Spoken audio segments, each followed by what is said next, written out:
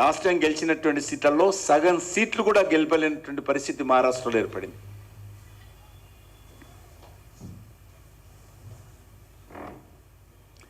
చాలా నవ్వు వస్తుంది మహారాష్ట్ర ఎన్నికలు చూస్తే.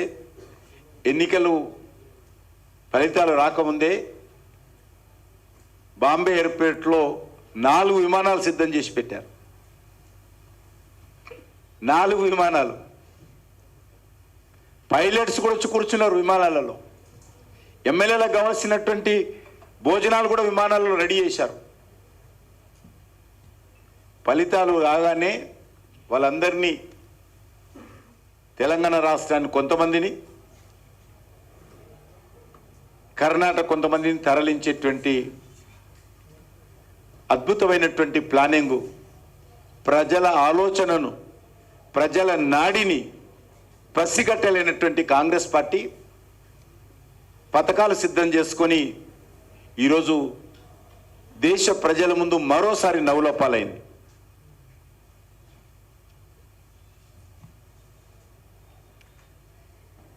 శివసేన, ఉద్ధవ్ ఠాక్రే నేతృత్వంలో ఉన్నటువంటి శివసేన, ఒరిజినల్ శివసేన కాదు, బాలాసాహెబ్ ఠాక్రే శివసేన ఏక్నాథ్ షిండే నేతృత్వంలోకి వెళ్ళింది. పార్టీ పేరు కానీ, పార్టీ గుర్తు కానీ ఏక్నాథ్ షిండే గారి నేతృత్వంకి వెళ్ళింది. ఉద్ధవ్ ఠాక్రే నేతృత్వంలో ఉన్నటువంటి పార్షియల్ శివసేన రాహుల్ గాంధీతో కలిసి బాలాసాహెబ్ ఠాక్రే యొక్క సిద్ధాంతాలకు, ఆయన లక్ష్యాలకు, ఆయన స్ఫూర్తికి విరుద్ధంగా కాంగ్రెస్ పార్టీతో, ఓటు బ్యాంక్ రాజకీయాలు పాల్పడేటువంటి వ్యక్తులతో, శక్తులతో కలిసినందుకు మహారాష్ట్ర ప్రజలు, ముఖ్యంగా బాలాసాహెబ్ ఠాక్రే శివసేన అధినేత బాలాసాహెబ్ ఠాక్రే పట్ల విశ్వాసం ఉండేటువంటి ఓటర్లందరూ కూడా మూకుమ్మడిగా నరేంద్ర మోడీ గారి నేతృత్వంలోని ఎన్డీఏ పార్టీలకు మద్దతు ఇచ్చారు. ఇది చాలా మార్పు, స్పష్టమైనటువంటి మార్పు మహారాష్ట్రలో కనిపించింది. బాలాసాహెబ్ ఠాక్రే కొడుకైనటువంటి ఉద్ధవ్ ఠాక్రే, మానవుడైనటువంటి ఆదిత్య ఠాక్రే, వీళ్ళ మాటలను లెక్క చేయకుండా ప్రజలు బాలాసాహెబ్ ఠాక్రే మీద ఉన్నటువంటి అభిమానంతో, ఆయన ఆలోచన విధానంతో, ఆయన స్ఫూర్తితో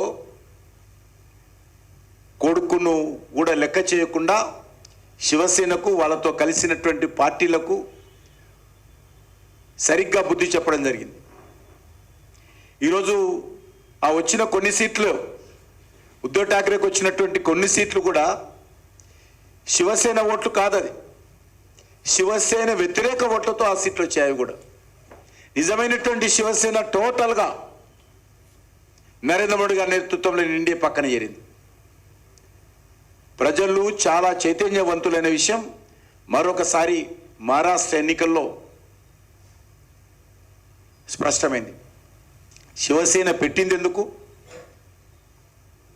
శివసేన ఏ లక్ష్యాల కోసం పెట్టారో, ఆయన కొడుకు పార్టీని ఎవరి చేతిలో పెట్టాడు, దానికి వ్యతిరేకంగా ప్రజలు ఏ రకంగానైతే శివసేన ఎమ్మెల్యేలు ఉద్ధవ్ ఠాక్రే మీద తిరుగుబాటు చేశారో, మహారాష్ట్ర ప్రజలు కూడా ఉద్ధవ్ ఠాక్రే మీద తిరుగుబాటు చేసి బాలాసాహెబ్ ఠాక్రే యొక్క ఆలోచన విధానంతో నరేంద్ర మోడీ గారి నాయకత్వానికి అండగా నిలబడడం అనేటువంటిది ఎన్నికల్లో మరొక ప్రత్యేకతని సందర్భంగా మనయేస్తోంది.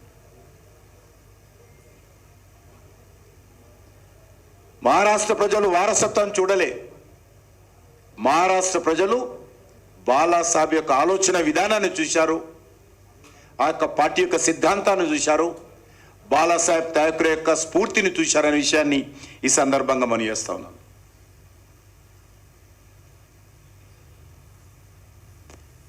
మహారాష్ట్ర ఎన్నికల్లో రాజకీయ అవకాశవాదం, అహంకారంతో మునిగిపోయేటువంటి నావనెక్కినటువంటి కాంగ్రెస్ పార్టీ కానీ, ఉద్ధవ్ ఠాక్రేని కానీ, రాజకీయ కురువృద్ధుడుగా నా కనుసైగల్లో మహారాష్ట్ర నడుస్తుందని, నా కనుసైగల్లో మరాఠవాడ ఉంటుందని ప్రగల్భాలు పలిపెట్టేటువంటి శరద్ పవార్ గారి పట్ల కూడా చాలా నవ్వొస్తుంది. మహారాష్ట్ర ఎన్నికలు చూస్తే, ఎన్నికలు ఫలితాలు రాకముందే బాంబే ఎయిర్పోర్ట్లో 4 విమానాలు సిద్ధం చేసి పెట్టారు. 4 విమానాలు, పైలట్స్ కూడా వచ్చి కూర్చున్నారు విమానాలలో. ఎమ్మెల్యేలకు కావాల్సినటువంటి భోజనాలు కూడా విమానాలలో రెడీ చేశారు. ఫలితాలు రాగానే వాళ్ళందరినీ, తెలంగాణ రాష్ట్రాన్ని కొంతమందిని, కర్ణాటక కొంతమందిని తరలించేటువంటి అద్భుతమైనటువంటి ప్లానింగు, ప్రజల ఆలోచనను, ప్రజల నాడిని పసిగట్టలేనటువంటి కాంగ్రెస్ పార్టీ పథకాలు సిద్ధం చేసుకొని ఈరోజు దేశ ప్రజల ముందు మరోసారి నవ్వుల పాలైంది.